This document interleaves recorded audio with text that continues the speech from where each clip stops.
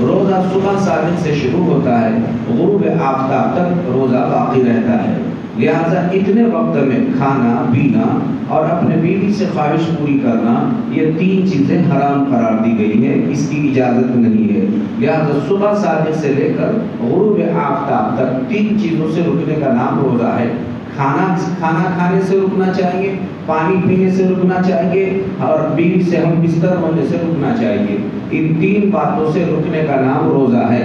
اگر کسی نے روزہ رکھ کر جان بوجھ کر ان تینوں میں سے کوئی ایک عمل کر لیا، روزہ ہے، یاد بھی تھا پھر بھی کھا لیا، روزہ یاد تھا پھر بھی پانی پی لیا، روزہ یاد تھا پھر بھی اپنے بیوی سے اپنی ضرورت پوری کر لیا، ہم بستر ہو گیا، تو ان تین چیزوں سے روزہ ٹوٹ جاتا ہے، یہ گناہ گار بھی ہو جاتا ہے، اور اس کی وجہ سے اس پر کفارہ لازم آتا ہے۔ اس کا کفارہ یہ ہے کہ مسلسل 60 دن تک روزہ رکھتا رہے۔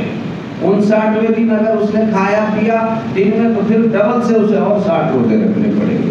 مسلسل 60 روزے، ایک روزے کا کفارہ، اور کتنے روزے ہیں؟ 60 روزے رکھنا ہے۔